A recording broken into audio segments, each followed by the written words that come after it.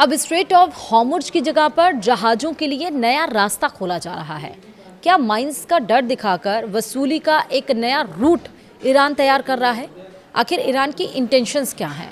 Video में हम आपको ये समझाएंगे। नमस्कार, आप देख रहे हैं न्यूज़ 18 का डिजिटल प्लेटफॉर्म। मैं हूं आपके साथ श्रुति श्रीवास्तव। सीज फायर के बाद भी ईरान ने स्ट्रेट ऑफ हॉर्मुज को बंद कर रखा है। वहीं अमेरिका ने रास्ते को खोलने की धमकी दी। इस बीच ईरान ने जहाज़ों के लिए वैकल्पिक रास्ता बताया ताकि संभावित टकराव से बचा जा सके। रिपोर्ट्स के मुताबिक ईरान ने इस महीने हॉर्मुज स्ट्रेट में लगभग 1 दर्जन बारूदी सुरंगें बिछाई हैं। विस्तार से समझते हैं। अमेरिका और ईरान के बीच भले ही सीज फायर की घोषणा हो चुकी है, लेकिन हमले अब भी जारी हैं। स्ट्रेट ऑफ हॉर्मुज भी नहीं खुला है। लेबनान में इजरायल के ताबड़तोड़ हमलों के कारण ईरान ने इस अहम रास्ते को बंद कर रखा है। संघर्ष विराम के बाद अब तक सिर्फ 2 से 3 जहाज ही वहां से निकले हैं। इस बीच तेहरान ने गुरुवार को स्ट्रेट ऑफ हॉर्मुज से गुजरने वाले जहाजों के लिए वैकल्पिक रास्ते का ऐलान किया है। ईरान ने हॉर्मुज में माइंस का डर दिखाकर देशों से वैकल्पिक रास्ते को चुनने की सलाह दी है। स्थानीय मीडिया में छपे बयान के अनुसार ईरान के पोर्ट्स और मैरीटाइम ऑर्गेनाइजेशन ने स्ट्रेट ऑफ हॉर्मुज में यातायात विभाजन को फिर से निर्धारित किया है ताकि संभावित टकराव से बचा जा सके। रिपोर्ट्स के मुताबिक ईरान ने इस महीने हॉर्मुज स्ट्रेट में लगभग 1 दर्जन बारूदी सुरंगें बिछाई हैं। मैरीटाइम एग्जीक्यूटिव के अनुसार वैकल्पिक रूट केशम और लारक द्वीपों के बीच से है, जो तेहरान टोल बूथ गलियारे से होकर गुजारने के लिए तैयार की गई है और इस गलियारे पर IRGC का नियंत्रण है।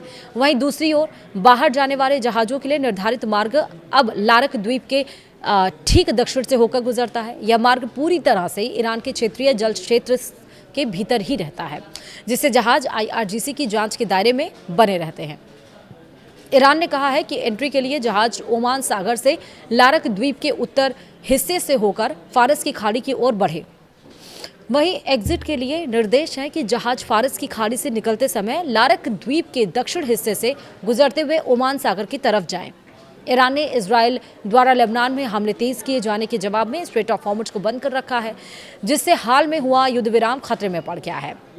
अमेरिका ने हॉर्मुज को खोलने की मांग की है और शांति वार्ता को पटरी पर बनाए रखने की कोशिश की है। इस बीच इजराइल ने लेबनान में हिजबुल्लाह के खिलाफ हमले तेज कर दिए। बेरूत में व्यावसायिक और रिहायशी इलाकों पर हमले किए गए और इन हमलों में बुधवार को कम से कम 182 लोगों की मौत हुई।